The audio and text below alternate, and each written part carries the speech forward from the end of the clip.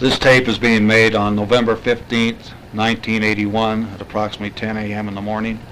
My name is Gerald Gordon Hurley. I am the eldest son of Henry Anthony Hurley, known as Harry Anthony Hurley, and Vera Annie Clark Hurley. This morning I am interviewing my father for the purpose of his giving his history, that his posterity might have a knowledge of his experiences and of his life. Dad, this morning the first question we probably should clear up is to the origin of your name Harry. You were given the name of Henry Anthony Hurley, but on many of your legal records your name is going to be found as Henry Anthony Hurley. And for those who are researching your records and find that the name of Harry Anthony Hurley, maybe you could give us a clarification as to how you became known as Harry Anthony Hurley and instead of your given name. Maybe before stating that, mention that this record is being made at the location of our home where we have resided for 40 years and presently reside, 1531 Westminster Avenue, Salt Lake City, Utah. As to the origin of my name as Harry, while we resided in Bismarck, North Dakota, there was a family that had 5 or 6 grown children, and young men and women who were very close friends of my mother and father. Their name was Snyder. They operated a transfer and drainage business, which in those days was mobiled by a team and of horses and various types of wagons. In this family there was one member whose name was Harry, and he used to drop by our home at various times and would pick me up and sit me on the high spring seat on this wagon next to him and take me around on his while doing his work around the town of Bismarck.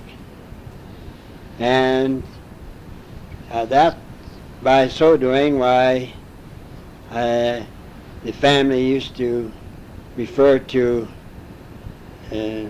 us as Big Harry and Little Harry. And so over a period of time they got to calling me Harry. So my name went on record as Harry from the time I was just a small child. I would say in the area of probably 3 or 4 years old, maybe 5, but in that area. And I remember the family well and the team. All right, we'd like to have you now tell us where you were born, what year you were born, and try to tell us a little bit about the home that you lived in and where it was located, and whatever you can remember in that area. I was born in Max Bass Village, North Dakota, which is a very small town or village as it was known in those days, located in the extreme north central part of North Dakota, near the Canadian line and U.S. boundaries or line. I was born on August the 24th, 1909, and I was born in a home that was located out on more or less the prairie, in that the few homes that existed in that village were widely scattered. The village is not always visible on or located on various maps. So apparently he must have been very, very small. I determined a lot of that from the pictures that I observed in the family albums and some that I have in possession, and where my mother took me outside of this two-story home that we resided in. It was rented by my parents, and where she'd take me outdoors and bathe me in a tub, and my father took pictures of such. Of course, in those days, a mode of bathing was more or less in a wash tub. You didn't have all the convenience of today. Now, was your house located in proximity of a number of other houses, or were you kind of separated from? All that I remember, and I have to go by pictures more or less, and from what I overheard parents in conversation, this home was located at some distance from other homes, as were, like I say, the homes were pretty well scattered.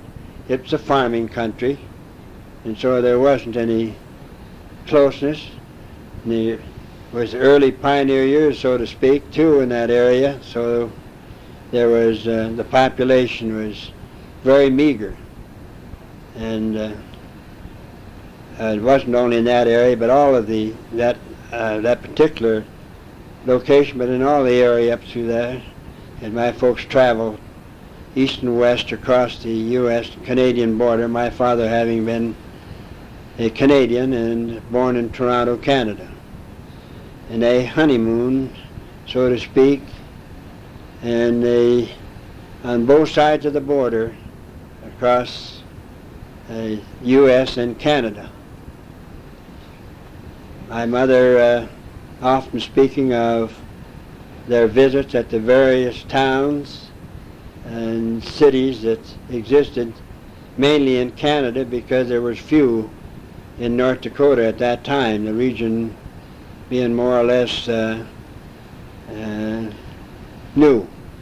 There was I remember there was lots of Indians in that particular area.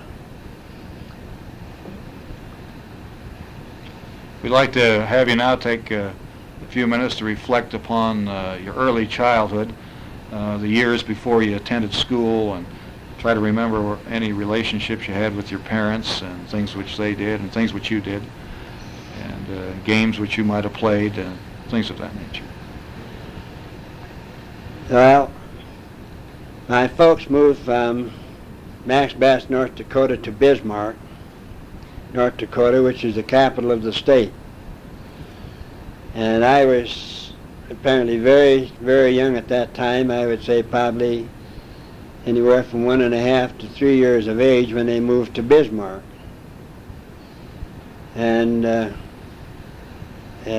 recall the various experiences with my mother, mainly because my mother hardly ever left me out of her sight and took me wherever she went, whether it was fishing or whatever it might be. Always had me at her side. She used to travel quite frequently to visit her parents, who at that time resided in the Twin Cities, Minneapolis and St. Paul at various times, and which was in the close proximity where the Bisnet and Gravel families resided. My mother having been born in an adjoining state, Prairie du Chien, Wisconsin. And I recall that Mother took me to Sault Ste. Marie and Duluth and many of the other cities around there. And I'm sure that most of the travel was by train, because that was about the only mode of travel, either that or with horses. And I recall that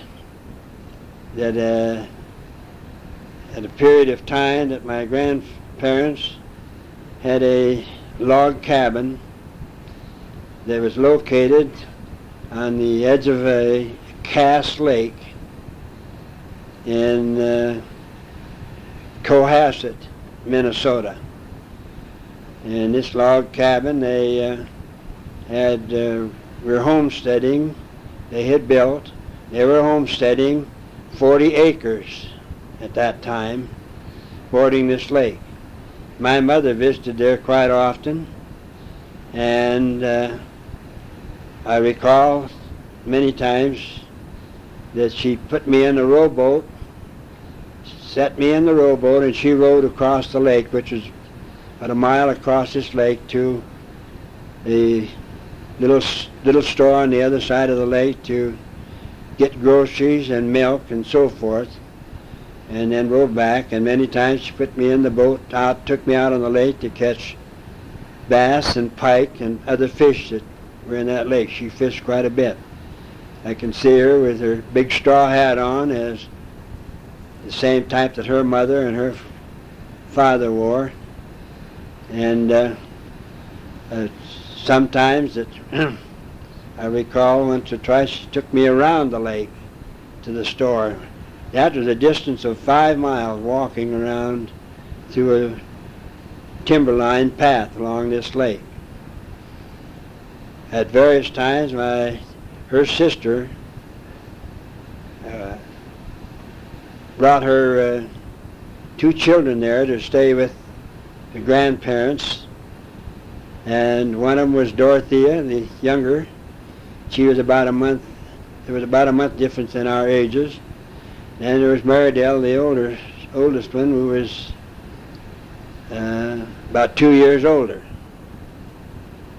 And their father's name was Abaddon. He is a barber. And they had, my aunt had separated from him for various reasons. So they stayed there too, and I recall my grandfather taking the 3 of us out on the lake, always putting these big straw hats on us to keep us from getting sunburned, to go out fishing and so forth out in the lake. And our cousins stayed there for for many years at that location, and in the homes of my grandparents, they having more or less raised those two children by my aunt's first marriage. She worked mainly in the city doing clerical and secretarial work. And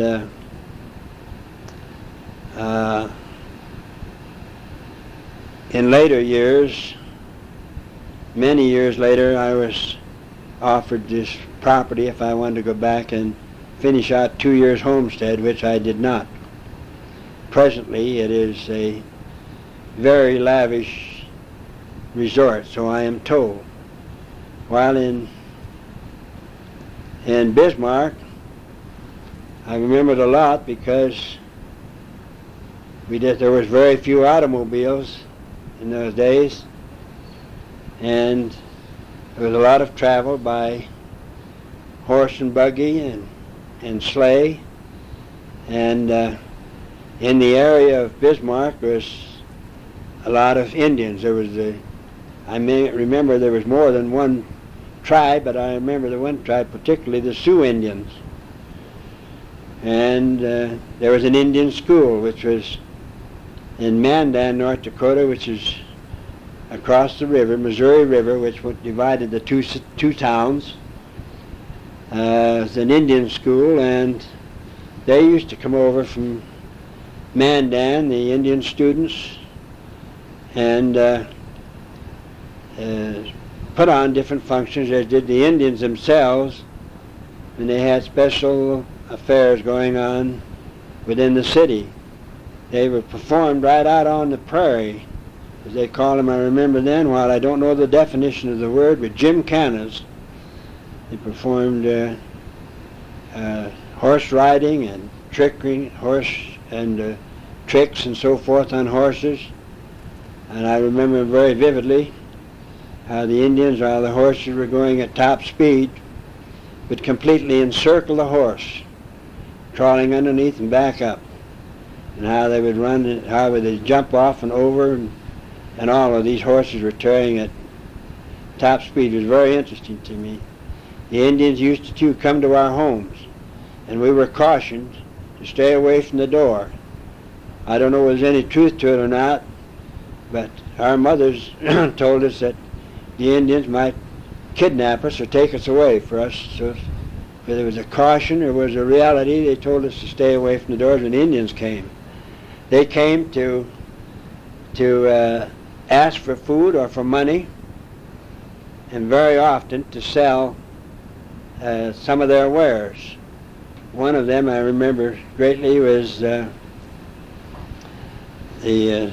canes that they used to make out of diamond willow. They were beautifully painted and the work was nice. They had free floating rings on these canes that were carved right on the cane. They weren't out of the wood when the canes were carved. They used to sell them for 50 and 75 cents a piece. They had painted them beautiful colors. I remember those very well. And there was a lot of them visiting the town and pounding on your doors all the time for help and assistance and so on.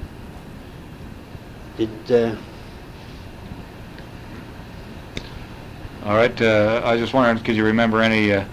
Well, maybe we should go on with your education first, and you can tell us about if you can remember your first year at school and things that took place there, and then after that continue on with your education.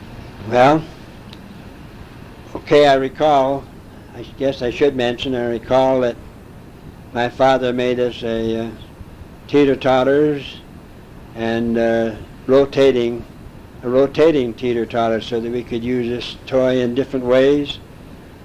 He, at this time, prior to my being old enough to go to school, I had a sister who was born, Vera Louise. I had a brother, Brian Vincent.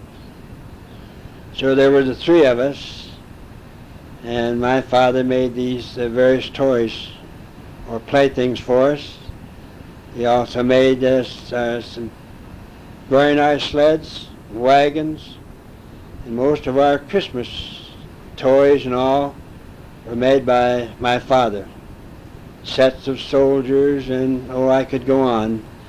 He manufactured them all himself. In those days there wasn't the wide display in stores like we have now, nor there wasn't the amount of money available either. So he made these beautifully. At that time he operated a sign shop in Bismarck. In addition to both he and Mother being very proficient in music, he being the top first clarinetist and saxophonist, my mother tops on the piano and organ. They operated a dance hall for a period of time, and my dad conducted two bands and played in the bands, and they played for dances within the city and barn dances outside of the city, being taken to these dances or transported by, in the wintertime, by big bobsleds that were loaded with hay and blankets to keep warm, and wagons during the warmer months. And these barn dances in Sterling, North Dakota, and various other little towns that I can't think of the names right now, but they used to go and play, and they'd take them and bring them back. They'd get back home in the wee hours of the morning. And in those days at these dances, as I recall my mother, when I became old enough, Mother and Dad taking me to the dances, and I would sit by the piano and while they played for the evening. They would play from 9 o'clock till 12 o'clock, And then at 12 o'clock they would stop, and they served cake, coffee, and sandwiches. The proprietors or operators of the dance halls where they played. And then they would go on and dance for whatever length of time that the people wanted till they got tired, 1, 2, or 3 o'clock. And I sat there by that piano with my mother many times, and I learned. I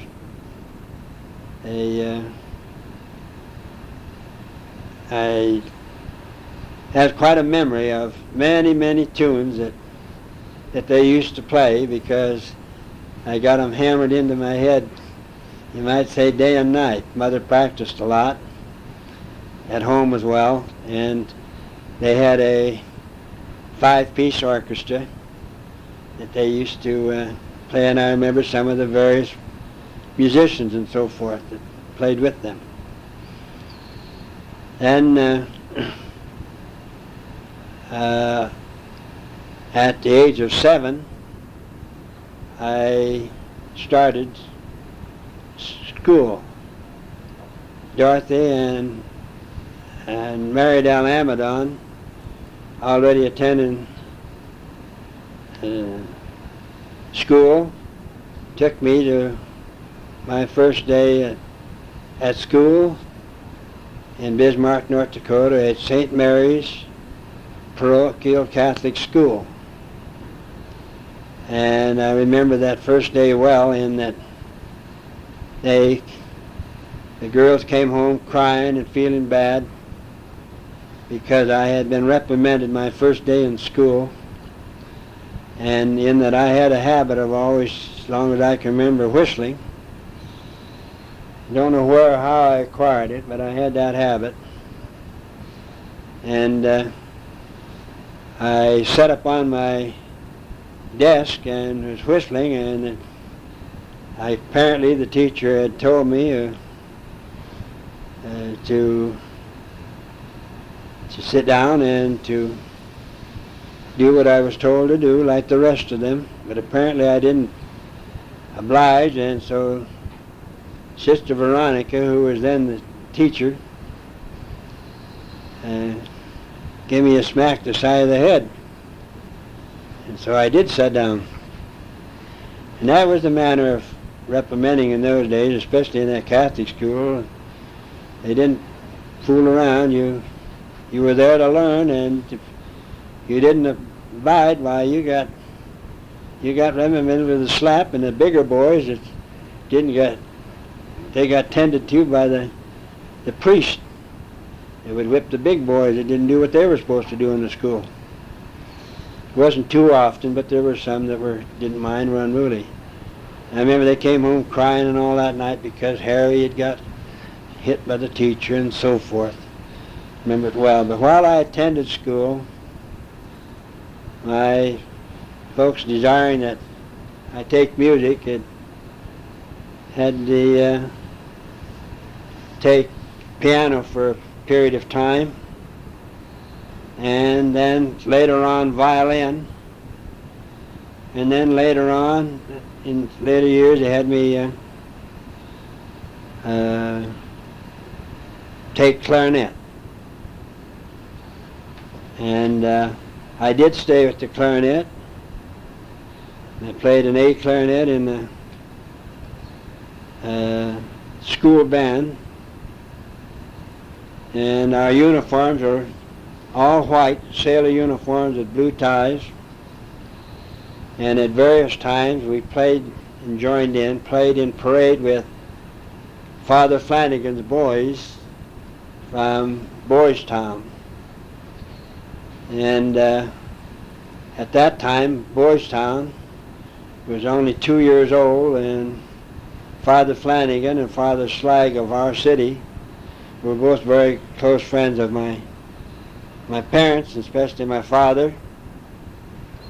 And of course my parents were all Catholics, and dating back as far as I can recall or ever heard. And they were very active in the Catholic Church. My father having previously studied to be a Catholic priest and had change of heart.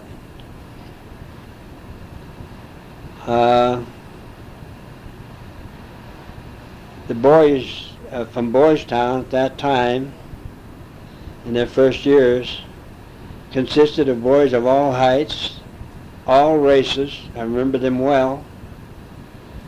The colored, Chinese, and the white race, really mixed. As mixed a group as you would ever find. And they were orphans, placed in the orphanage at Boys Town, and conducted by the Catholic Church and Father Flanagan. When they came to our town, they put on a show, a variety show in the auditorium, and were very well received. We had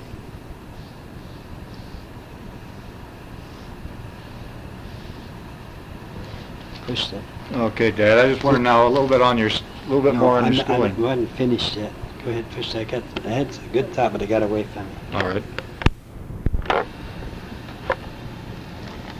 Oh, okay. Go ahead. While attending school in North Dakota, I recall the many holy day functions that are honored by the Catholic schools and the Catholics, and how we paraded in our various suits or uniforms to the Catholic Church for these functions and so forth. I recall in the city auditorium that there was many functions that went on there, and they always encouraged all the school children to attend these various functions in the auditorium. They led us in a group to these over to the auditorium, and then they would lead us back to school after the various functions were over. I recall it very vividly. Cho-Cho was the traveling health clown. How he was on the stage and explained to us the kind of foods we should eat and shouldn't eat and so forth. And he was a comic, but he still got his message across. He'd hold up a frying pan with a great big hole in it, and he said this is the only good that a frying pan should be used for. That we shouldn't eat fried foods. And then went on, he was strongly on vegetables. Then I remember the great French general, General Foch, when he visited there. I remember in this little auditorium, he visited and he spoke to us and all. Now they held a big parade and all for him, and at this hour I can picture him very well. He was a stately man and very good looking man. Then I remember the day that President Woodrow Wilson visited there. I can see him just as plain as day. I can see him he wore his hat right creased in the middle and right square on his head. And he was fairly slender, drawn face. I remember his glasses stood out very prominently, especially to me and I guess everyone else. Always pictured that way. And so there was numerous functions that went on. I remember that there was the various Catholic Church dignitaries and so on. I remember that I used to go up to the Capitol grounds, the Capitol building being replaced now by a newer modern building. But I remember going to the Capitol grounds and looking over the statues up there of Skakawea, the Indian guide, Lewis and Clark, and visiting the post office quite often, and Fonz's variety store, where we used to go and buy our marbles of various kinds, play marbles. We used to get a fistful for a nickel. And I remember the Rex Theater. I used to, as a young boy, I used to go there and I'd sweep and clean out the theater, and I got paid for that. And then I used to take the handbills and go around and peddle them. Then when I wasn't doing that, I was cleaning up my dad's sign shop. And then at a given hour of the day, I would go up and take my pennies and we used to go up and we used to buy, had to go buy our newspapers. I sold newspapers, Bismarck Tribune. I went and bought that. I didn't have much money, anything, but I'd start out with a nickel and a dime, and the papers used to cost us 3 cents. We sold them for 5, so we made 2 cents. So I had to go up there and buy 2 papers and sell them and parlay my money till I got enough to get an armful, and sell papers all day long, make a few cents. Then on Sundays I used to sell the St. Paul Pioneer Press, the Minneapolis Tribune, which were the 2 Sunday papers, and my grandfather enjoyed and read both of them. And then other times I used to go caddying, and we used to get 50 to 75 cents to go caddy for I don't know how many holes of golf, but I used to go up to the golf course and do that. And I remember my first day out there very well, when somebody hollered 4 and I didn't know whether he meant 5, 6, or 7, and the golf ball went whizzing past my head, and how I got told off. So after that I learned to keep out of the line of golf balls. I remember that well.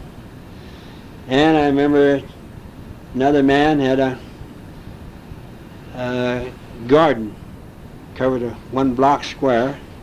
He planted this garden every year, and during the winter time all the young people would take and bank the earth up around that block square, and the fire department would come and flood it, and that was our ice skating rink. We had a beautiful ice skating rink with a big bonfire at one corner of it where we used to warm our hands and so forth. This man was Mr. Wade. He used to load up his vegetables and a horse and go around peddling them with a horse and buggy. And I used to go selling for him. I would go pound on the doors, and the potatoes were 50 cents a bushel. I remember that well. The other things were 2 for 5 and 5 cents a bunch. I'm sorry, it wasn't 50 cents a bushel. That's the commission he paid me on the potatoes. The potatoes were much more than that. He had the best crop of potatoes every year from that land than anyone in the city, and he used to get a premium price for them. I don't recall the exact price. It seems to me it was $2.50 to $3 a bushel. But he paid me 50 cents a bushel. I was paid commission. And I remember him stopping at one place, and this was a colored woman, and she used to always look forward to us. She gave us that was my first hamburgers. She always had a hamburger ready for us with lots of onions on it. And in later years, I learned that her husband was a white man, Millet. You'll find his name in recorded in North Dakota history. He was a great friend of the Indians and well-known man. They had 3 sons. One was very dark like a Negro, one was very light, and one was medium.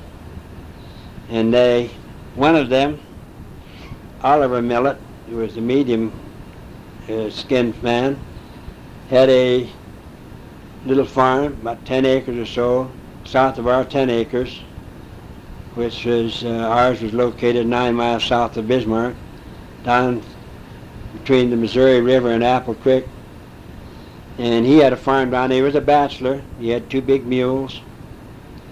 And I recall that we used to snake out logs for the various neighbors with this team. I hooked the chain on and all. He drove the team. We snake them up to the yards, and then I would go with him around, and he had a donkey engine on a skiff. I would go around and keep the water container that cooled the donkey engine full of water, and help him do whatever he wanted me to do to move the team forward or whatever.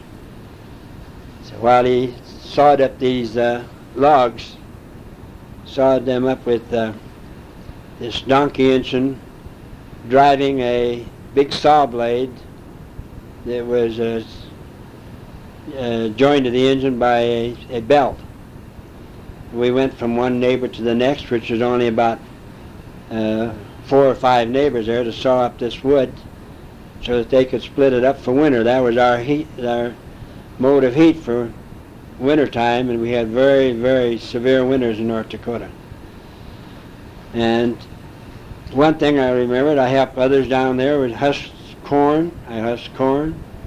I drove the horses to town and so forth. Before leaving town, I always go to the livery stable to see if any of them needed help to get home, because sometimes there's 1 or 2 of them down there would get too much booze in them after they would take a load of hogs to town or corn. And so Mr. Katz, who run the livery stable where we used to leave our horses when we came to town, he would, I'd go and see him if they did. Why, he put them in the bottom of their wagon on straw, and we'd cover them over with blankets, and I'd take them, tie their horse on behind my little wagon and single horse, and they'd tear their team and trail 9 miles down through, across the prairie, and then down through the timber home. And I would get one of the men down there to come and take the harness off and put the team away and take the people in to take whoever's in the wagon into their cabin and leave them. They were all bachelors. There wasn't a married one among them. There was Philbrick, and old Slim Jim McDonald, and Oliver Millet. I forget some of the others. But they were big-hearted people. We exchanged our work, not our money. We didn't have it. I never got paid anything for doing that, in the sense of with money. I husked corn. We always seemed that our gardens and our root cellars belonged to everybody. If we wanted potatoes, we went over into the root cellar and helped ourselves. There was no padlocks on them or anything like that. Go over and help yourself. I remember Philbrick always put up a big 50-gallon barrel of dill pickles, cucumbers, full-size cucumbers. We ate those like kids eat candy today. We used to go and help ourselves. Corn, we just crawl through the fence and get any of the corn we wanted. When Slim Jim would, after he'd harvested the corn, he'd turn his hogs loose in there to fatten up, take them to town, sell. Whenever he killed a hog, he'd bring us down a slab or half a slab of bacon. It was just a matter of giving, helping one another. I never think of leaving town without going to the livery stable and seeing if everybody was gone, and they did the same, I guess. I don't know, I did. Anyhow, that was my job.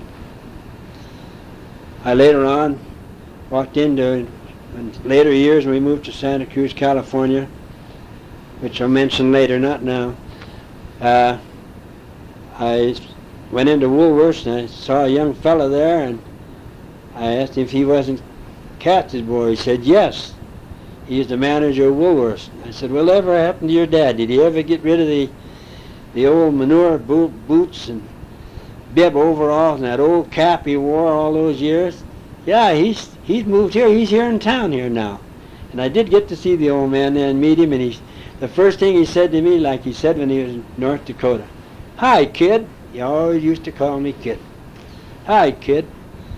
And I remember he always chewed tobacco.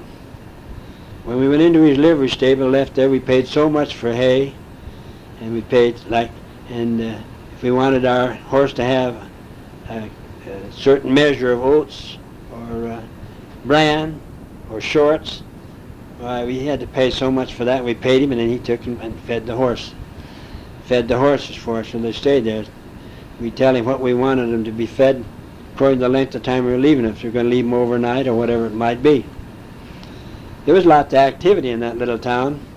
My grandfather and grandmother used to come through quite often. Mother would take us kids down to the depot to meet them. The train would stop there just long enough to take on coal and water, and that was coal country. Dad, Are you referring to the little town here as Bismarck? Or Bismarck. This is all Bismarck. Okay. All of this is Bismarck. And so Grandma and Grandpa, we'd have a good visit there for the short time that the train stopped to take on, let off passengers and so forth. And always Grandpa he'd go into there and depot and bring us all back a big orange. The oranges were pretty valuable in those days, and the oranges he gave us were as big as footballs. That's how big they looked to us anyhow. I remember seeing them many times when they came through that way. And there was lots of activity in the little town. And I worked, as I grew older too, before even leaving Bismarck, I worked up on the farm. Used to go up there after school to Lee's farm. They had a farm that was located on a high-level portion of the prairie between the downtown area of Bismarck and the cemetery that was way up on the hill, Calvary Hill it was, the cemetery, where I have a young brother buried there, Frederick Lawrence. Died when he was a baby from pneumonia. I used to visit his grave often and prop up his cross again with a lot of big rocks and so forth to keep it from falling over. And I used to go after school up to Lee's and work. I milked cows. I turned the separator, the cream separator. I washed and cleaned the separator. I gathered eggs. Their farm was more or less a lot of loose buildings and everything. They had every kind of a chicken and guinea hen and so forth that you could think of. And my pay to take home was butter, eggs, and milk. I took home to the family. They didn't have much money either. And that's what they paid me with, which was fine. I always took that home. They paid me in butter, eggs, and milk. I never knew what my wages were, but they always treated me real well, and I took those home.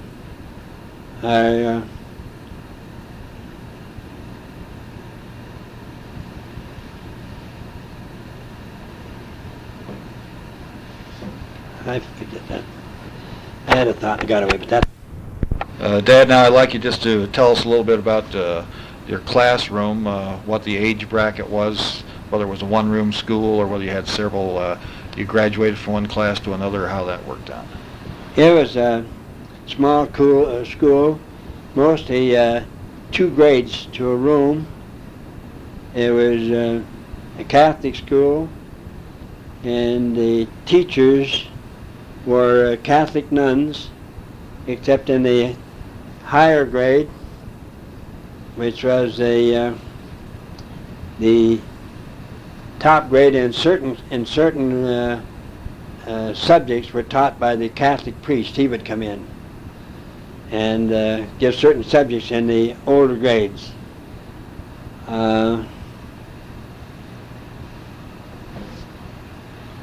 Would you have homework to take home, or did you have... We always had homework to take home. Yes, we had always plenty of homework to take home. And we didn't have school lunches. We had to take our little lunch with us when we went to school. And we didn't have transportation like we do today. We had to walk to school in the dead of winter and so forth, and very high snow drifts. And they had lots of activities in the city regarding Christmas. Was always a big deal. They always had the circuses that came to town there. I remember I watered many elephants and animals to earn my way and into the circus, and they would always try to beat the kids out of giving them the free ticket into the circus, and we would oftentimes have to shinny under the tent to get the what was due us. And we did have lots of wonderful Christmas in those days. We were a family, we didn't have much. It seemed we were just about the same as the majority of the people. In those areas, people didn't have all the things that they have today, fancy decorations and all that. My sister and I She's one of the finest sisters anyone could have. We used to sit up at nights and we'd string, at Christmas Eve, we'd string cranberries, we'd string popcorn, and she'd make candy, and cookies, made all those things. My father, I'd sit up and help him make toys and so forth for the younger children. And but we always had, and for Christmas, we didn't always have a turkey. And many times our Thanksgiving and our Christmas and all was cottontail rabbits and grouse and prairie chicken that Dad and I went out and shot. That was what we had to eat very often. We didn't have turkey. That was just a word. We didn't get to taste turkey and all that stuff. But we had lots of good potatoes and lots of dressing and all the goodies. And Mother knew how to make dumplings and all the fine things. And we always had a good choice Christmas and made a lot of toys and so forth. And celebrated the 4th of July. They had the children, kept the children active by marching and so forth. We always had a flag. Kept us marching on the 4th of July and other days like that. The church always had functions. Of course, it was Catholic dominated, and they had many functions going on. I used to, too, as a youth, visit that was the head of the diocese, the Catholic diocese, a kingpin, just like Denver is the diocese head of the Catholic Church in this area. And I used to go up there quite often. Bishop Hurley, he was a little Swiss man, very small. I recall well the sermons he used to preach, and he always, one particular part of the scripture, I'll always remember, he said it just this once, and it kind of hit my funny bone. And this is just the way he said it. And chona vacinta fails peli, truth is. I said, I'll always remember the way he said that. Kind of struck me funny. But I used to go up there as a young boy, and I would take and do different things for the church and sell different things for the church and so forth. And as my reward, I worked for, I remember I got an olive pit rosary and prayer books and different things they gave me as compensation for my churchly efforts. I might seem like I did an awful lot of things. I did. I worked, and I had to work. I worked all the time from the time I was a little shaver. All the family members will tell you that I always worked. I always found something to do, or people came after me, and to make money to help sustain the family. And every nickel that I ever made was turned into the family. I was just wondering now a little bit more on your schooling. You might tell us what you liked as far as your favorite subject, and how many classes, different subjects did they teach in school? In school they taught all the basics, so forth, the phonics and so forth, a lot different than they teach today, I think. I enjoyed all of the subjects, but I had a very difficult school time all through my life. I was taken out of school to work. My school was broken. School time was broken.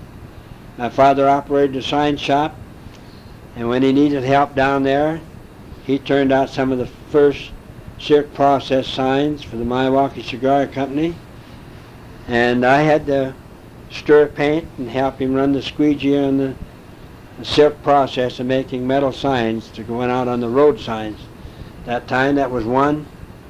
I was the guy that had to do the chopping of the wood and stack it up at the house.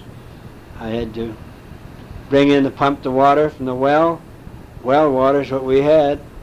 Had to thaw it out in the winter time and go down and thaw it out, and then pump water and bring it into the house for drinking purposes.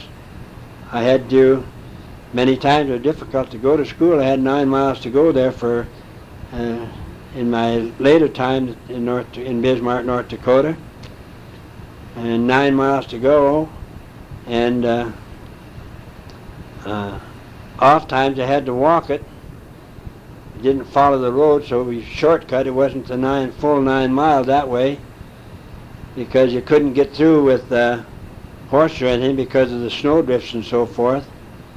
And the farmers and all had to clear their own roads. You didn't have road crews like you do today, except for the main highway.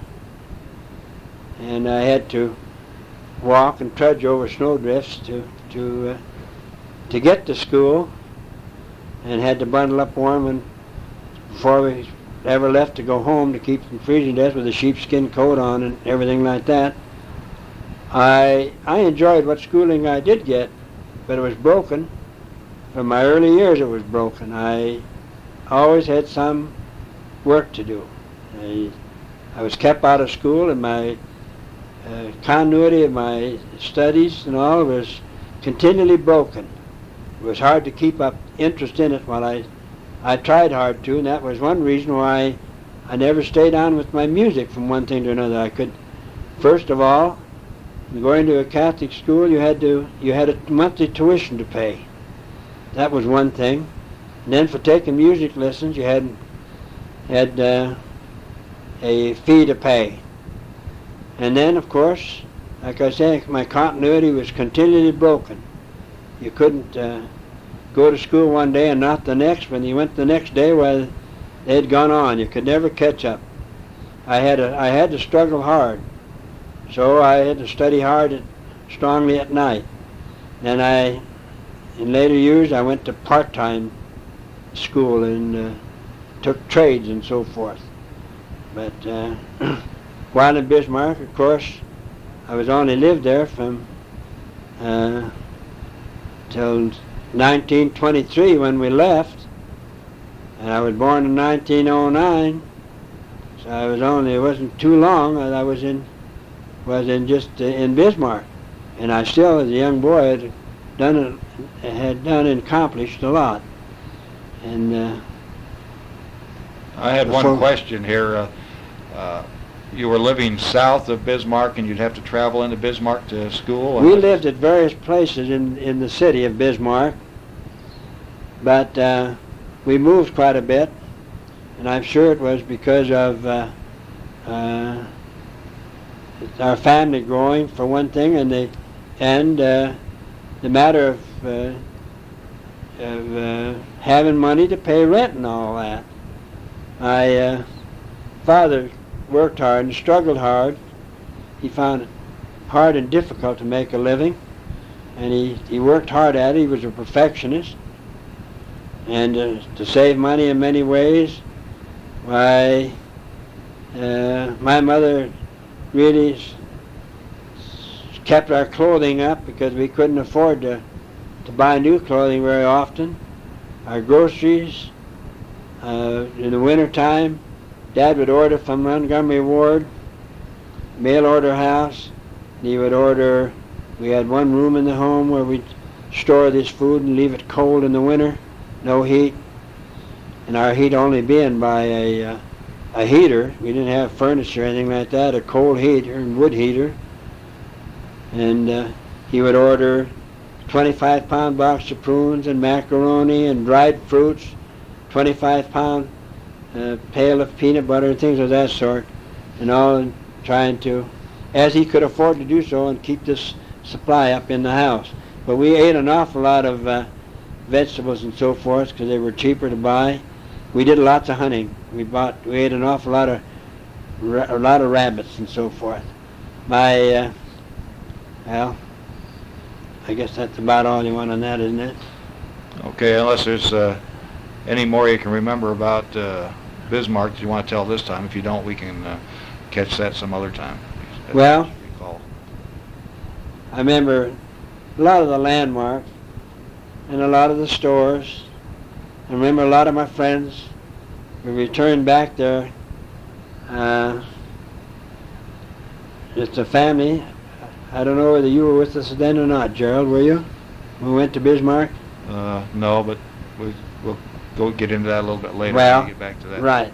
But anyhow, there was,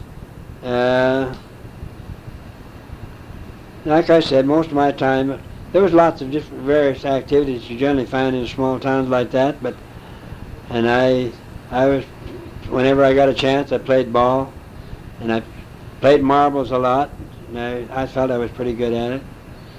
But most of my time was spent working. I had to help.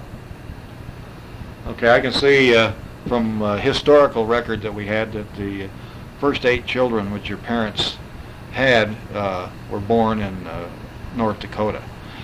And so that meant that since you lost one of your brothers to pneumonia, that at that time you were deciding to come to California. Now you might tell us, if you know, why your parents decided to come to California. And at that time you would have had 4 brothers. There would have been 4 brothers and 3 sisters. Tell us how you traveled to California and where in California you went to. Mother had developed heart trouble, and the doctors had advised that it would be advisable for her to go to California down to a lower altitude. Grandma and Grandpa Bisnat had moved to California and were living in 38th Avenue in Santa Cruz, California. So they had folks wanted to make the move because of that particular, because of Mother's health, but financially they were unable to do so. Like I said, my folks never had a lot. We had to do it all the hard way. Every little dime that any of us could make meant a lot. And so my grandparents assisted by helping my mother and the smaller children to go to California by train. So we put Mother and the smaller children on the train to go to Santa Cruz, California. Several days later, Dad, having sold out his sign business and whatever other that he had, we loaded up on our second. Well, I don't remember if it was our second or third car, but we owned a little Chevrolet at one time, and then we owned a 79 Oldsmobile touring car. Most of the cars in those days were touring. And it was big, wide, great big wagon wheels. It was really one of the first cars manufactured. And then he later bought an 83B Overland touring car, and that's the car that we decided to take to California. So my father and my brother Brian and myself, the 3 of us, we drove from North Dakota to California. We went after leaving Bismarck, we went in the north entrance of Yellowstone National Park and out the west entrance. And we got out the west entrance there. We got out on the prairie there, and we stopped and stayed overnight. And another couple in a Model T touring car camped close by. And during the night, we'd had a cloudburst, the same one that hit Centerville, Utah. That was in August 1923. And had the cloudburst that hit that area up here and washed down much of the mountainside and blocked the road, which was the main road to San Francisco, which today is the high road going through Bonneville and Centerville up there, the existing road. You can still see all of the rocks that they piled to make the drain-off canals, flood control in that area. Those rocks were all used for that, and some of them were used to build a ward house and so forth. Those rocks were taken off the road. Well, that cloudburst, we woke up that morning and there was nothing but mud and everything all around us, and wet and damp, everything. We camped in a tent, just a little tent that we had. We did our cooking out on, Dad had a little grill work, a little piece of screen grill work that wasn't over about a foot wide and 2 foot long, and had 4 little folding rods on, one on each corner that stuck in the ground like that. Build your fire underneath it and put your whatever you wanted to heat or cook on top of that grill. That's the way we cooked and that's the way we ate. Cooked our meals going down, and we ate a lot of stew. But and we in that tent. So we had to wait there, and near as I remember, we had to wait there for a day till the road dried out sufficiently for us to travel. There was no road like there is today. There wasn't any road. It was just a wagon trail out across the prairie, and on that, next to the trail, was a stick stuck in the ground with a crossbar on it, with an arrow on it, and it said San Francisco. And you just travel that road. And it was just like going out across the bare prairie, in that there was nothing but gumbo, and when it was damp like that and slippery, you didn't have the brakes that you have on cars today. You had old 2-wheel band brakes on the rear, and they just lock a little, and you could just slide for many yards before you'd ever stop on this slippery gumbo. And you were driving over prairie that was irregular. You didn't have tires like you have today. We didn't have new tires on either, but you didn't have tires that you had on today. My father always drove about 10 or 15 miles faster than he should have on because of the road conditions. So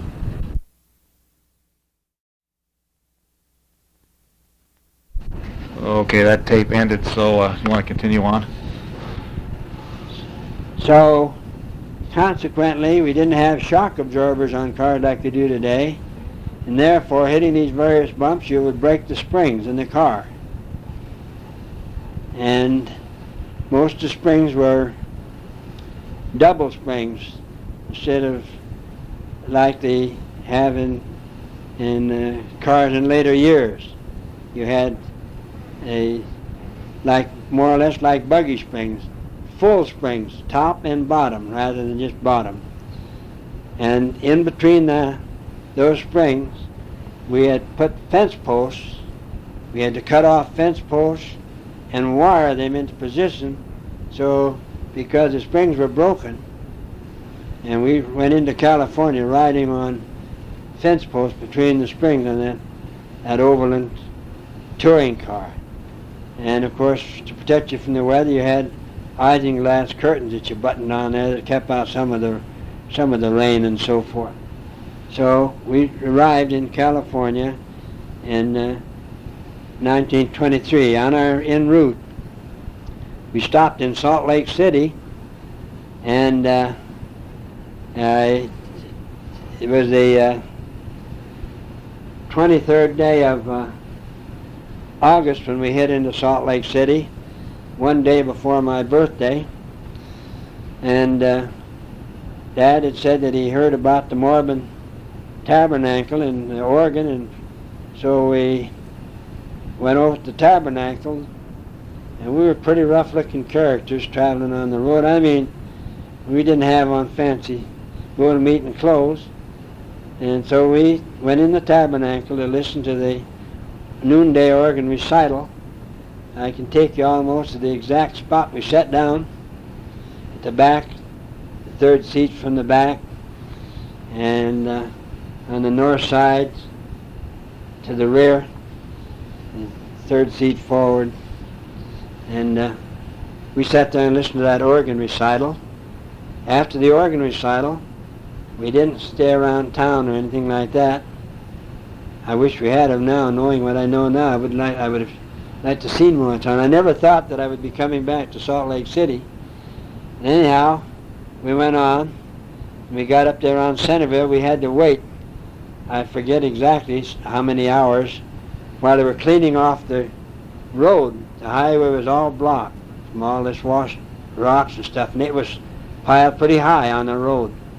And before they got a enough cut through their path so we could ride over it and ride through with our car. They held up the traffic. But there wasn't the traffic like we have today, just a few cars. But we finally went on and got on, and we went on from there. And Donner's Pass and those places weren't where they are today either. They were just all trails, and not nice big freeways and all as there now. And we finally arrived in Santa Cruz, California. My grandparents living on 38th Avenue, which is basically Capitola. It's in an area midway between Capitola and Santa Cruz, and the distance between the two being about 5 miles. I had a question now. How long did this trip take you, and what'd you do for gasoline? I don't recall how long the trip took us. I know that we did carry gasoline in cans. I know we carried water in cans, and people did that for many years even after that, because cars would heat up so on and so forth. I don't recall about the gasoline, but I know we carried it in cans, and I also know that along the way, for many years afterwards, even when we returned to Utah to visit, that there was way stations, not like there is today. There was way stations out in the desert and so forth, where they sold you a can of water for 50 cents and sold gasoline, which is more expensive than in town along the way. It wasn't really a gas station in a sense. It was just kind of a little shack that somebody put up, and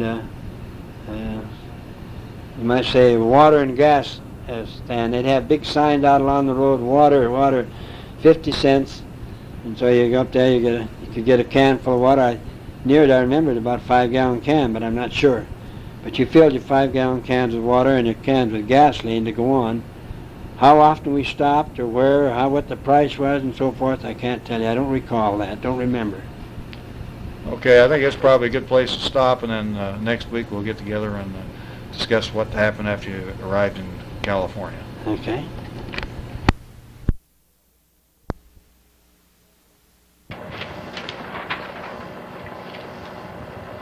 Well, Dad, we wanted to continue our interview. I might mention by way of explanation that we're now meeting together on the 27th of March, 1988, in your home, and almost 7 years have passed since we In the home of completed. 1531 Westminster. Right, 7 years have passed since we finished our last interview, so we're just getting around to completing this. We left off on the last interview with you arriving in California with your brother Brian and your father. So we'd like to ask you some questions pertaining to what you first did, where you went to when you arrived in California, and where you stayed. Right. Well, my mother and the other children, half of the family, had arrived there ahead of us. They traveled by train. We weren't in any financial condition to be moving our family around. Grandmother and grandpa, they arranged to have mother and the kids come down there. They rented a home. They set up a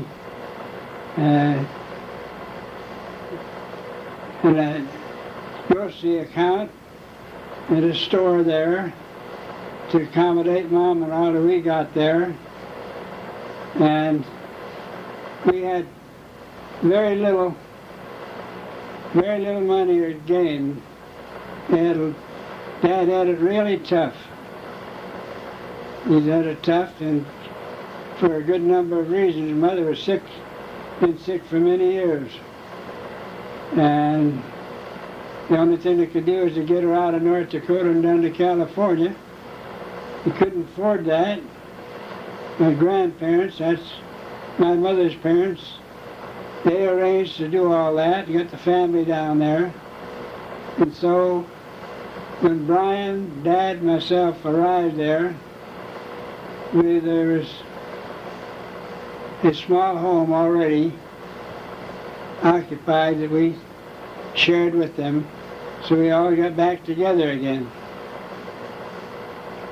And then of course there had to be work. And Dad had no job then. Things were dang tough. And so he went to work. He had in earlier years worked for his father-in-law, Grandpa, and Grandpa, well, his brother-in-law, Everett, too, Mother's brother. They were plastering contractors. They did ornamental work and a lot of things like that. They were very proficient men, all of them, including Dad in his work. And Dad had been doing a lot of painting. He did a lot of painting in his time. And when we left North Dakota, he had a sign shop of his own, and was making the best living he could off of that. But he had painted many homes and structures and so forth, and big billboards and production signs and all. And so when we left there, I went to California. He had to find new grounds of employment. So we went to work with Grandpa and Uncle Everett. And Grandpa was a plastering contractor, and Dad went to work for him.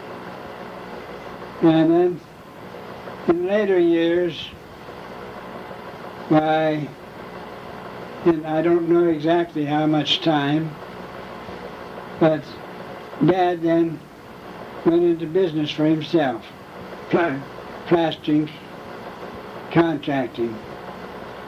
He was very proficient in everything he went into.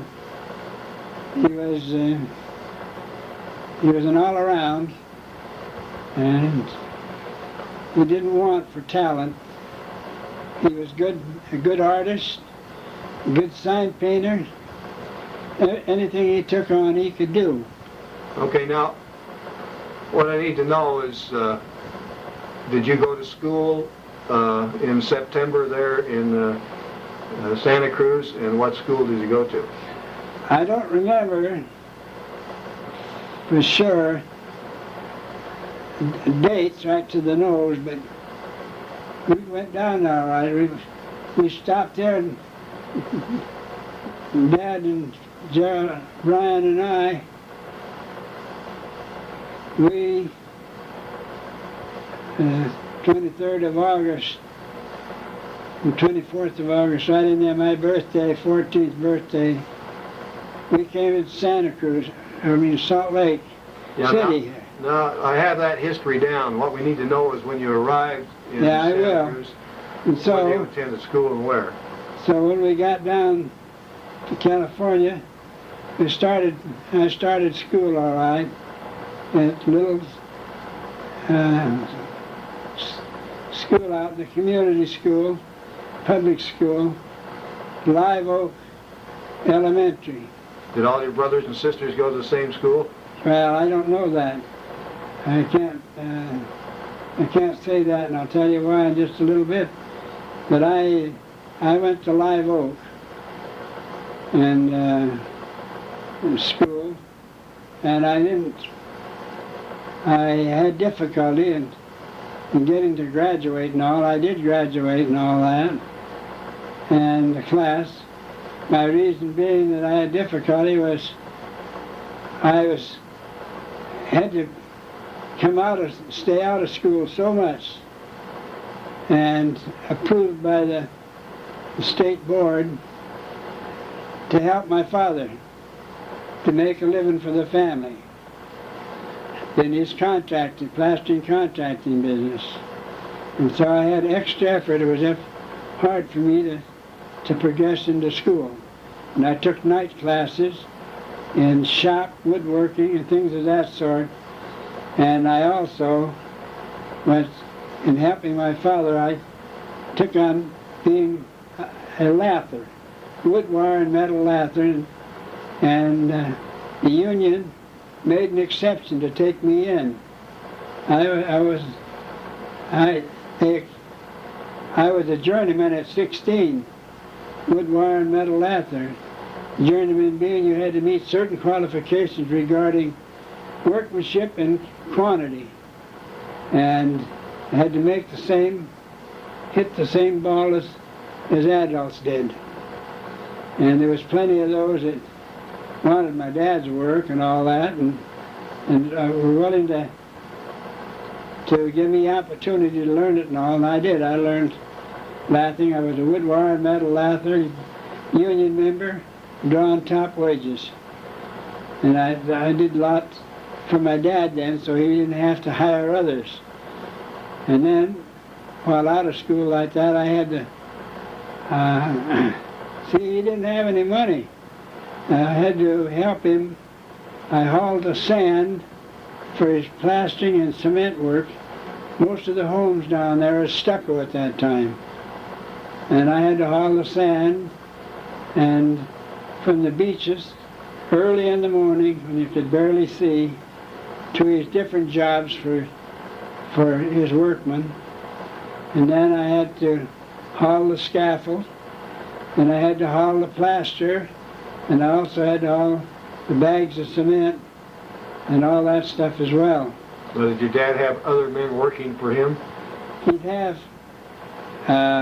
one or two men working for him.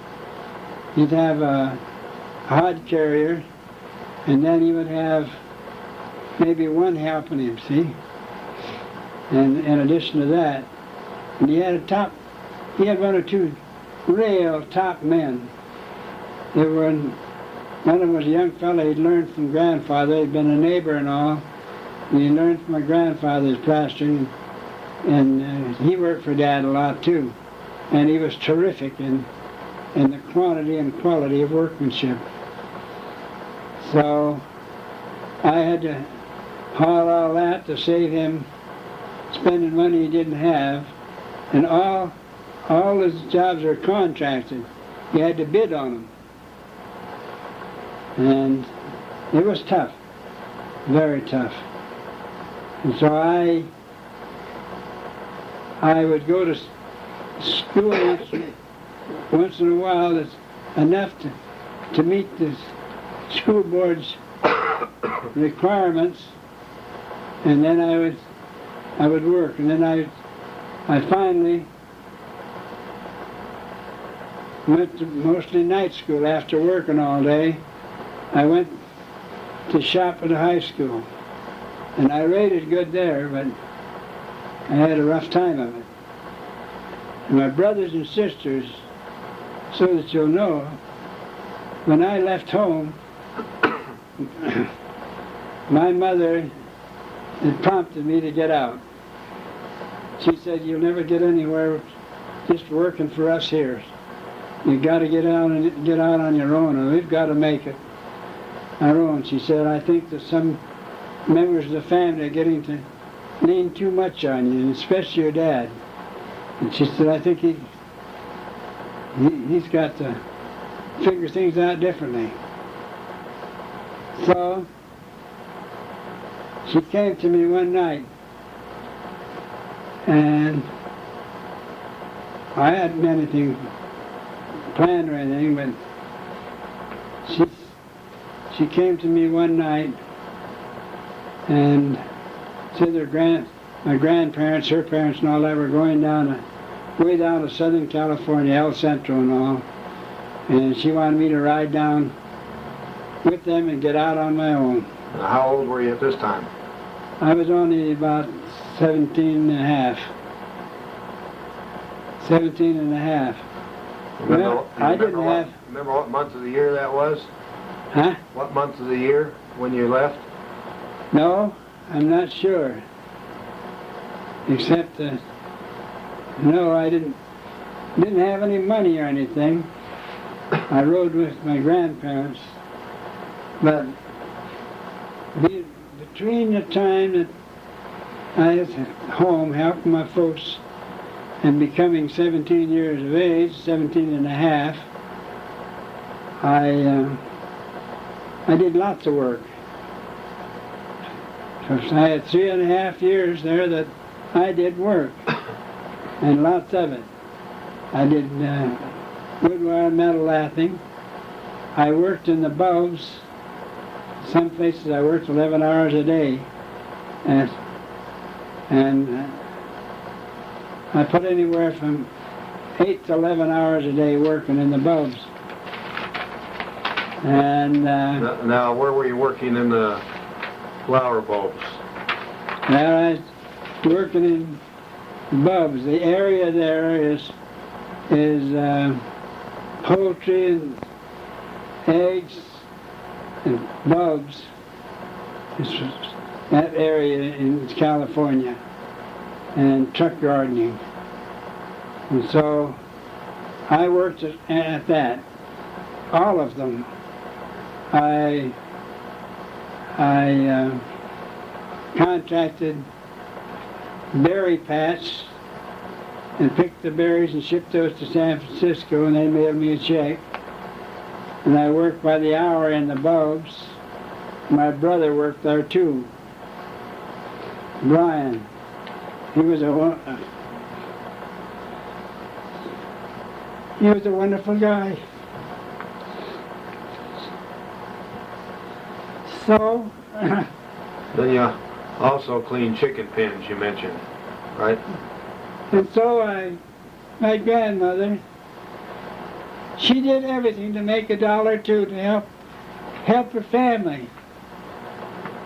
And she raised chickens and rabbits.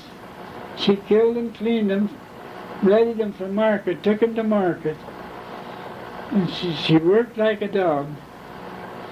And I used to go over there and I'd clean all the pens and clean out from under them regularly and all.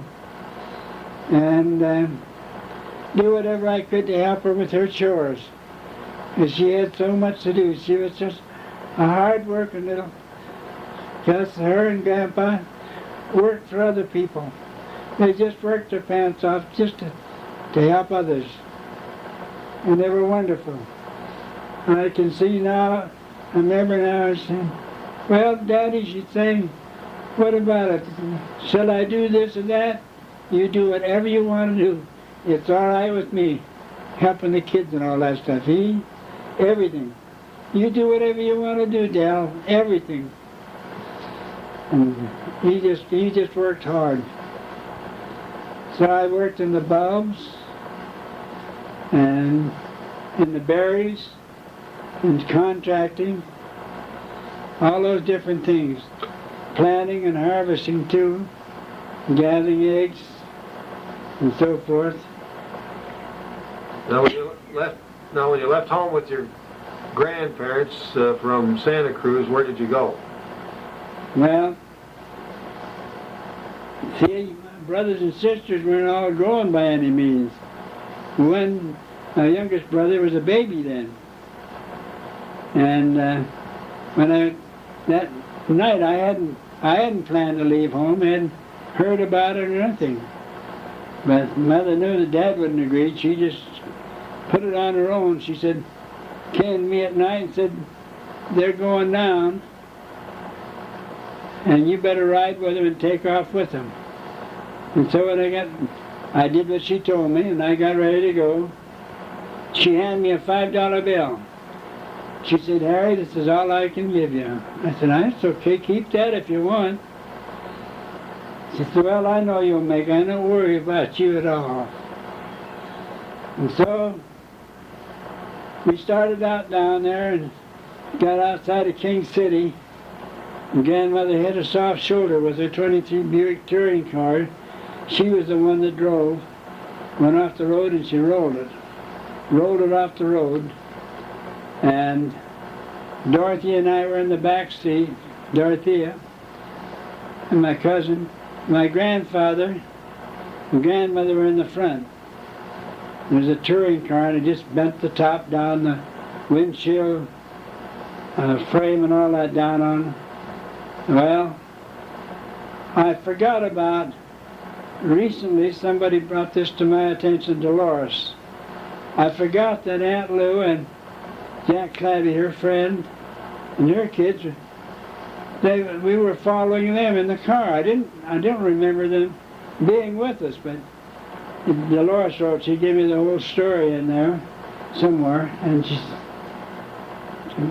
to bring my attention to it, that they were all together, and the family missed us, so they turned around and came back and found us in the car, rolled off the road. We got bunged up a bit, and I got my hands cut from the windshield glasses, trying to straighten up the frame and not seeing the glass. And we were lucky that we didn't get killed or get hurt at all. And at Tamonte, just sprays and a few cuts and stuff. And we straightened the car up, got some other people in cars when they come by, helped us tip it up on its four wheels, and they jacked it up, and in those days the spokes on the wheels were wood, and so we were able to straighten out by jacking the wooden spokes back in line and all. We was able to drive the car on, and I drove the car on from there into Los Angeles, and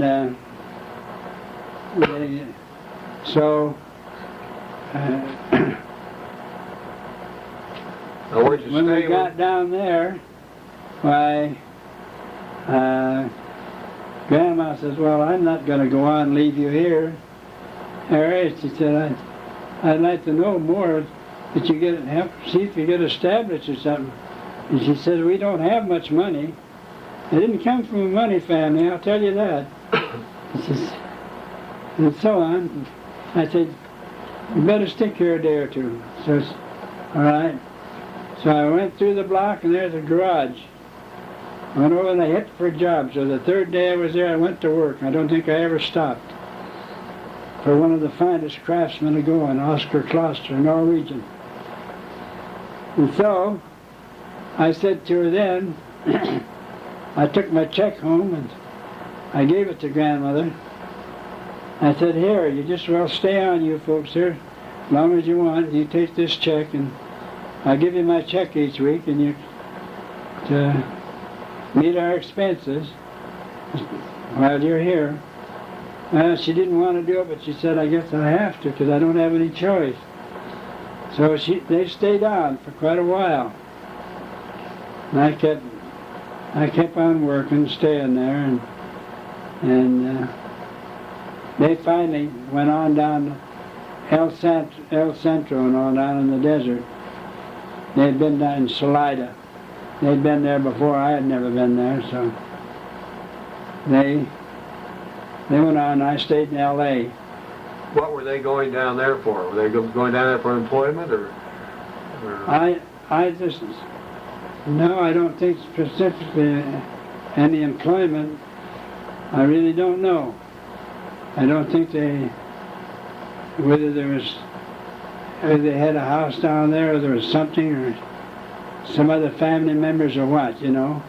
They had spent considerable time down there at different times, so I really don't know, but they were going down there, and I took the ride to go down with them. So I just stayed there, and the Depression hit. I didn't have any money, because all that I had given it to Grandma every week. I got paid by the week, and I gave it to her to meet the expenses of all of us, you know. And Dorothea went to work for a Chinese store, and so, well, I stayed on, and I eventually... How long did you work for Oscar? Well, I don't really remember in the sense that the Depression hit, see? Right there, right quick, and they left me there. I had no reserve and nothing. I had a hell of a time trying to make a living and getting enough to eat and all. And been going with Mother. I met Mother and I was going with her, and we kind of had figured on getting married, but we didn't have a wrestling jacket for a bed bug. Let me ask you first, before we get into your relationship with Mother there, what type of work were you doing for Oscar? I was doing blacksmithing, automobile bodybuilding, and mechanical work and welding. And I worked day and night at that stuff. Were you also running a wrecker for him, or was that for somebody else? No wrecker. Didn't have any wrecker at all. We worked, the people brought the work to us. Different shops and all. Specialized in frame straightening, axle straightening, front wheel alignment. They were all big solid I-beams, steel like, different than what we got now to deal with. It was 1934 when they came forward with knee action, and the first one being Plymouth. And so Oscar used me in everything. would see the bodies in cars then. We were repairing wrecked automobiles, putting new cloth tops on, and rebuilding the woodwork. The bodies of automobiles in were woodwork covered with metal. And you had to be a woodworker. And you had to be a metal man. You had to be able to cut and shape panels, crown them and all under trip hammer and all, to fit and replace.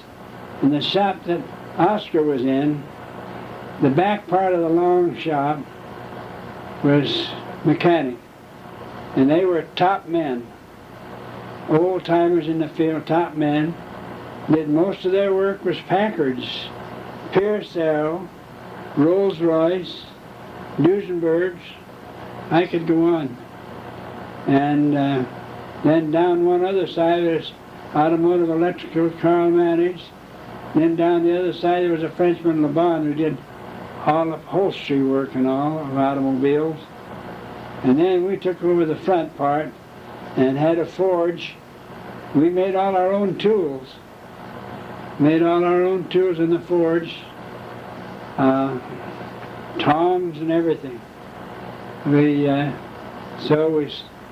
did all that other work that I mentioned to you. We rebuilt wrecked automobiles for people, and built fenders. I beat out more damn fenders than you could shake a stick at. But I learned all that.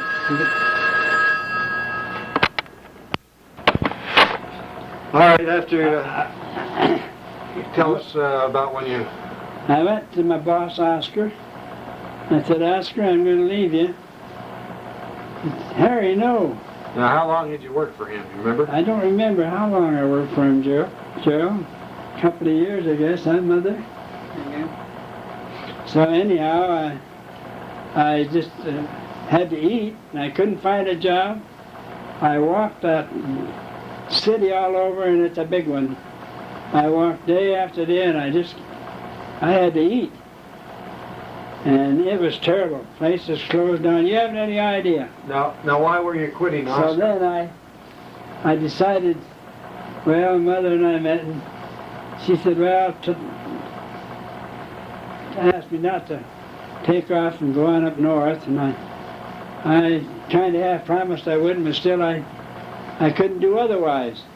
I couldn't stay down there, and I couldn't get a job. I had to have money to eat. Well, so I finally took off walking and went up north, up to Santa Cruz. Okay, now we haven't answered one question, and that is, why did you quit working for Oscar?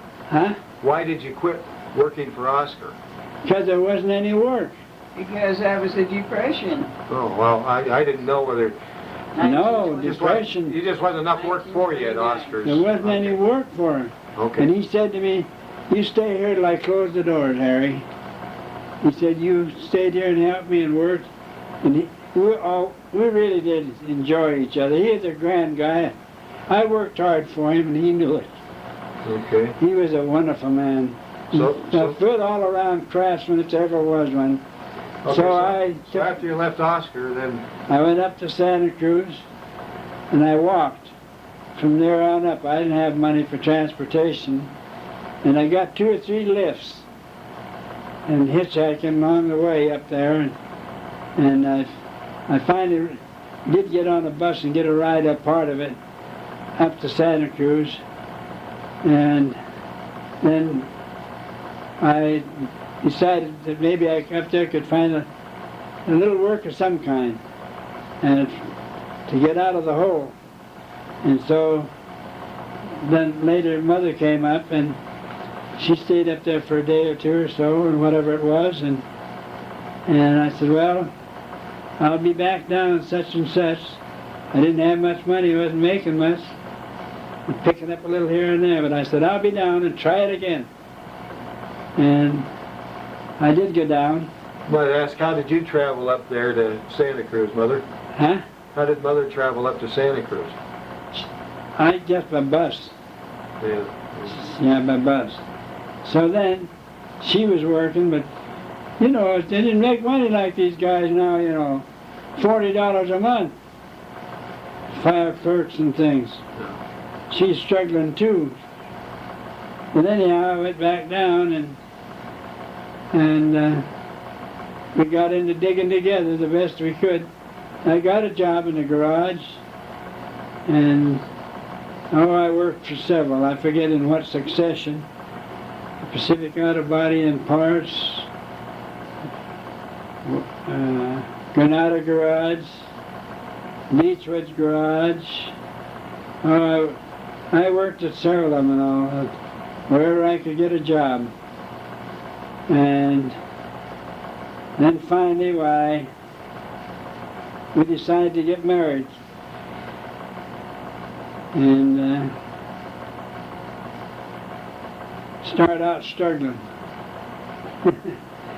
So we got us a little apartment up there, 1075 North St. Andrews. And that was big money for us too, because it was $37.50 a month. St. Andrews? Huh? Is that St. Andrews? Yeah. St. Andrews Place. So we got in struggling. Now you might take a minute and tell us how you and Mother met. How we met? Yes. Well,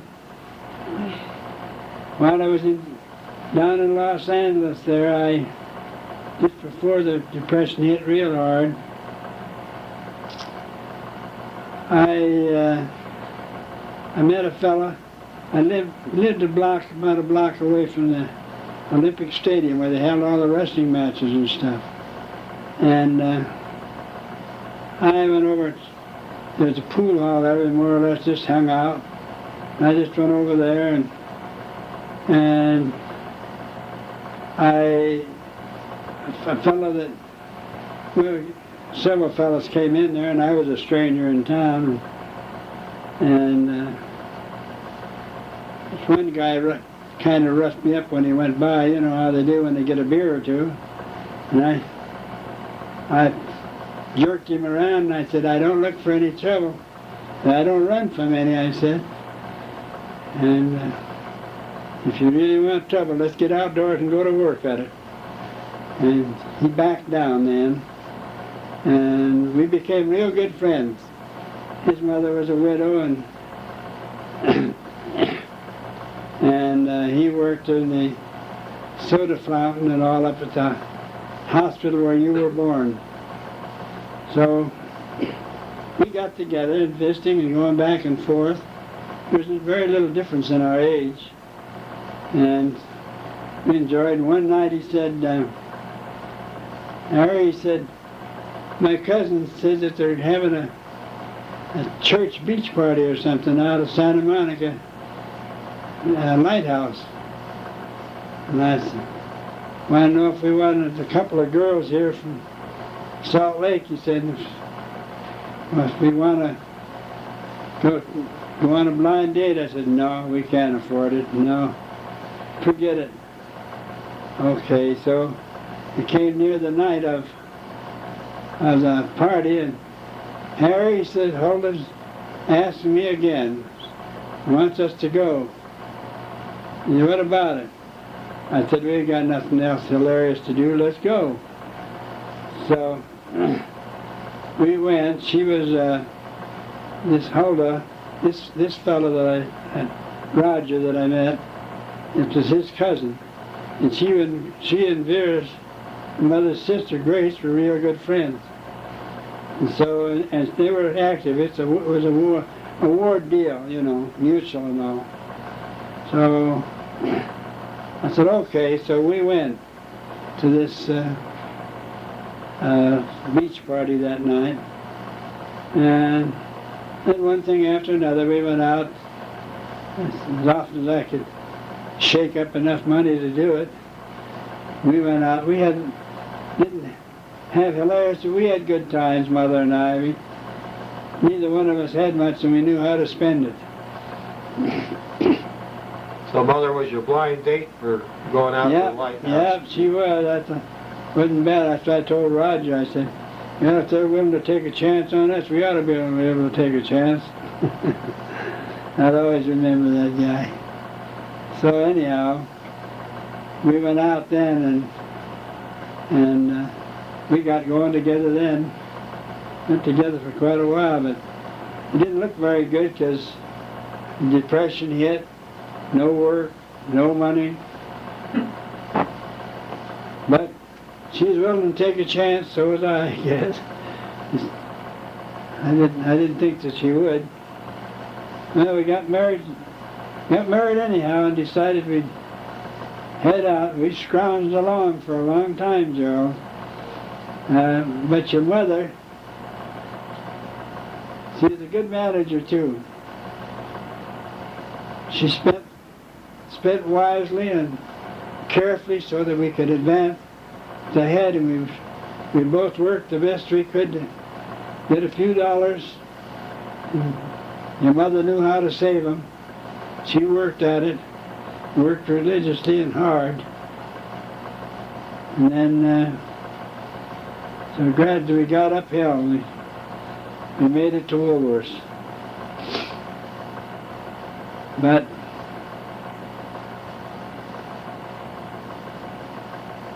So we didn't do it the easy way. So you might mention a couple of places that you lived down in California while you were there, and any other places you worked. I don't remember the different addresses. I worked all these different places, several different places, and I held good jobs. I was a shop foreman or superintendent of these places. I always got a good job. Of course, in those days, a good job didn't mean much because hell, they didn't pay money for anything. You just, all you got's the title. So, then we finally moved one place to another. I remember I come home and Mother, I said, well, I called up her boss and told her she was quitting. It was too much, her trying to work at home and had a job too, and she was just killing herself. She said, I said, get through. I said, we'll just have to make it on one salary, and so that's what we did. And then one day I came home and you guys were 2 and 4 years old, and I could see we weren't getting anywhere special and doing nothing but just making about the same as we could anywhere. I said, how would you like to go to Salt Lake? She says, I've never said anything or complained, have I? I said, no. I haven't complained or anything, have I? I said, no. You really mean it? Why? I said, well, I think we're in a rut. We're not getting anywhere now, and it might be, a change might be good for us. And she emphasized again, you know, that we weren't going because she'd complained anyway. I said, no, you didn't complain. So I eventually put her on a train, you know, and she came back here. Then I took and drove out with our Ford, little Ford sedan. What year was that, Ford? 1930, deluxe four-door Brougham. It was a very beautiful little car. Did you get it new, or was it used? No, used. I never have owned a new car. So I come back here and got here, and gradually one thing after another, finally went to work, you know. Okay, when you came to Salt Lake, where did you stay? We stayed with Grandma, Mother's mother-in-law, and Mother came to me and said, scrounged and saved, and had a pretty nice little savings account, and it took and bought that house where Claudia's, 923 Yale Avenue, where we were living over there with her mother. Took and bought it, bought new light fixtures and painted and fixed it all up. It was really nice inside and had the fireplace jazzed up and all. And decided we bought that little place, so we never paid a dime's rent in this town. So we finally got that fixed up and we moved into Yale Avenue. Now, where was your first employment here in Salt Lake City after you arrived? Well,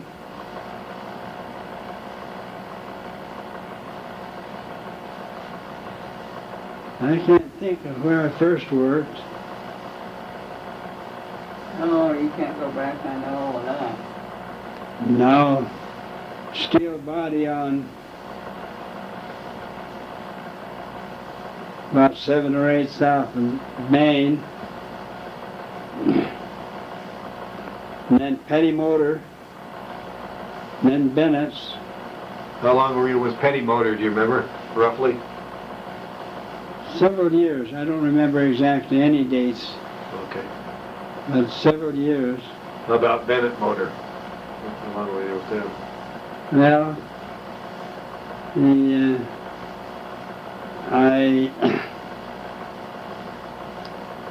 Bennett's came to me and made me an offer. I was working for Petty's. And those days it's a little different. We got 75, 80, 85 cents an hour was top mechanics, top wages.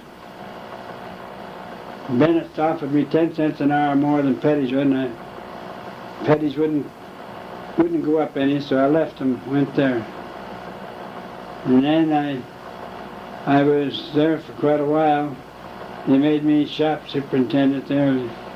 The reconditioning end of it and all, I had 18 men. And I took that, and Petty's come up, made me an offer later on then for 10 cents an hour more, and I went to old Bennett himself, and Wallace Bennett, and hit him up, and he said, Harry, I can't. If I give you an increase, I've got to give everybody else one and all. They had good policy. I said, well, I'm going to leave you then, because you're in business to make what money you can, and I've got to do the same. I've got to work for what I can.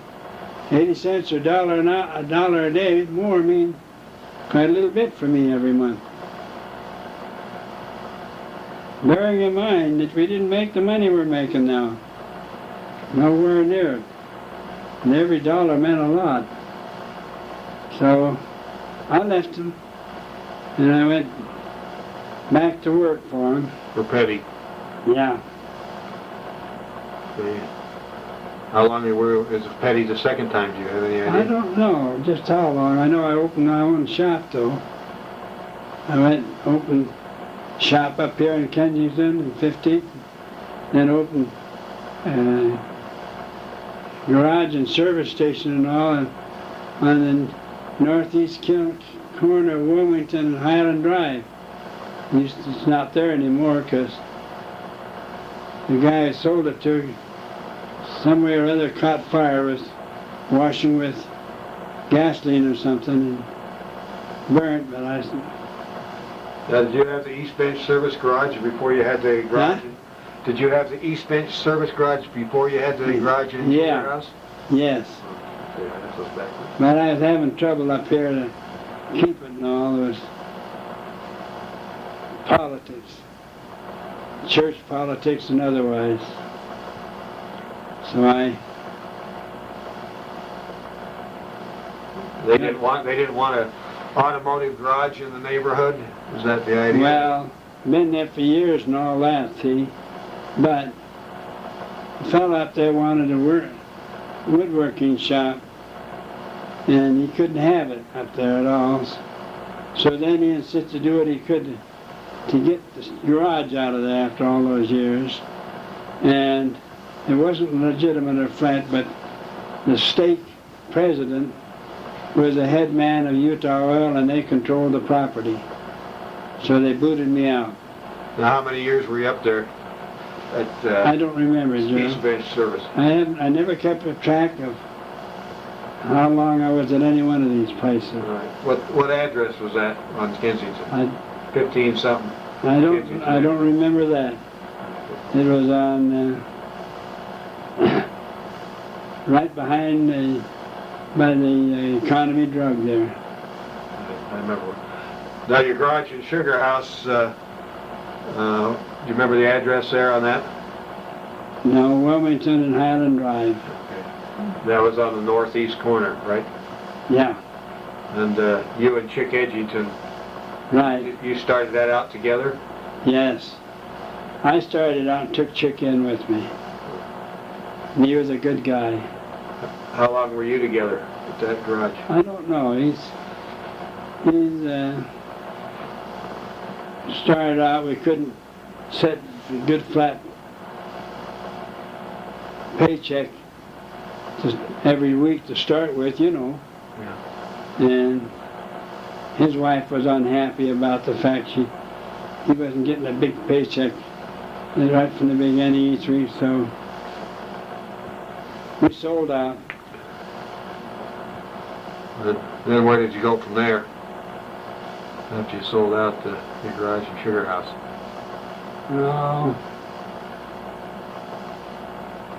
Oh, that's when I went with the Apartment House Association and all.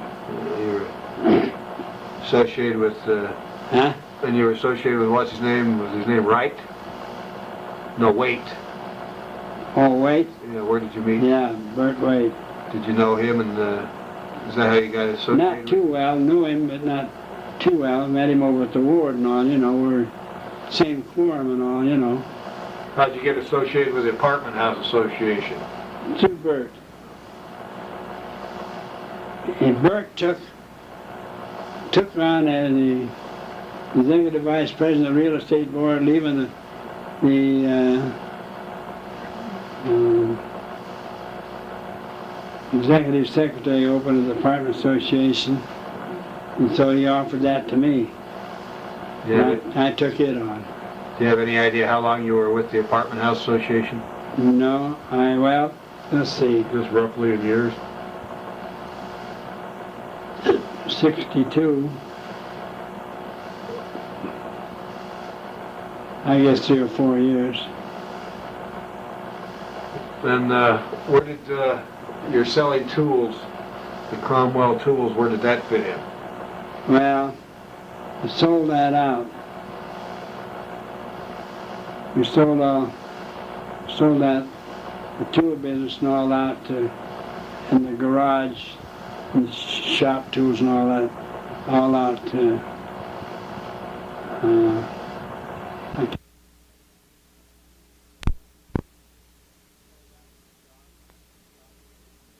Sold out your shop and station in Sugar House. Then you went into the tool business? You want to, how long were you selling Cromwell tools? Oh, I forget now. Let's see.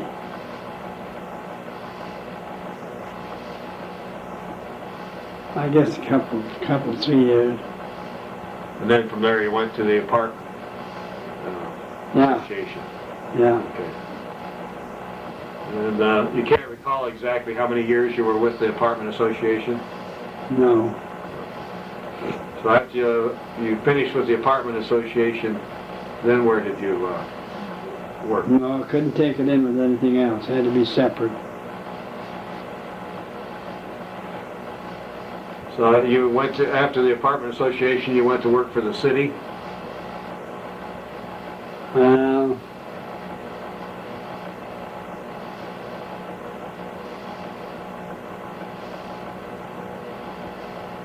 yes.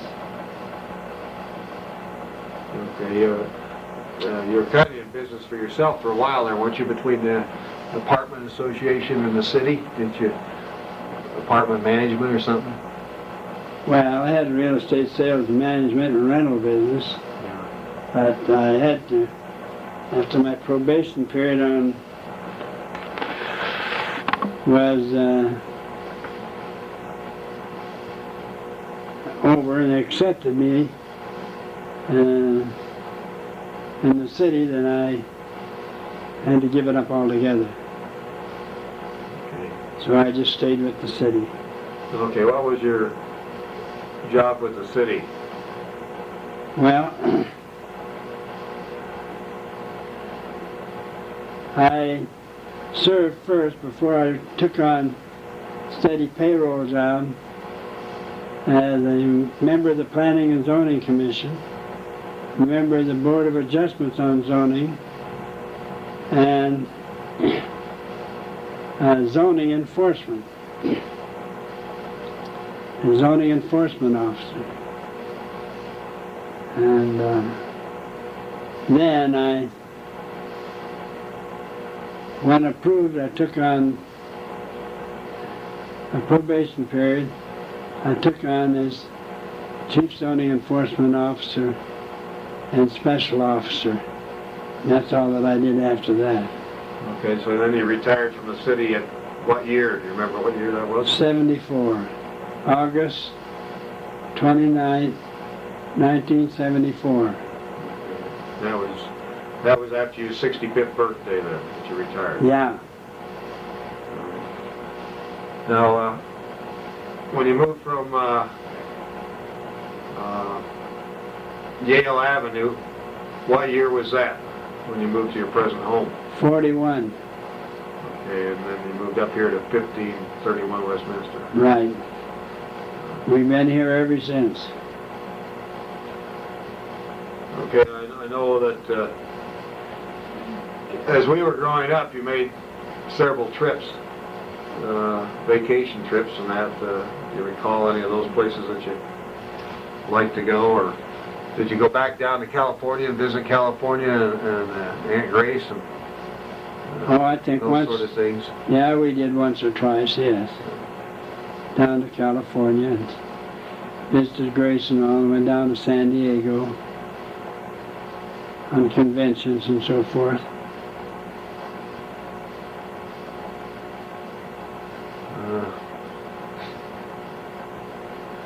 Anything special that you can remember in your with the family as we were growing up? You know, Christmases and holidays or things that I know we used to go up to Bear Lake for a number of years. How many years did we go up to Bear Lake during the 4th of July? I don't know, we went several years up there on 4th of July and days like that, you know. But I don't remember how many or all the days. We went up there, and I think Nate and Ken went with them once and all. But we went up there 2 or 3 times. Up to Bear Lake. Let's see, what was the name of the resort up there we stayed at? Can you remember? Fish Haven. Fish Haven, Idaho. I know we used to go on the Idaho side because we could shoot the fireworks, one of the reasons. Yeah, it was just over the line.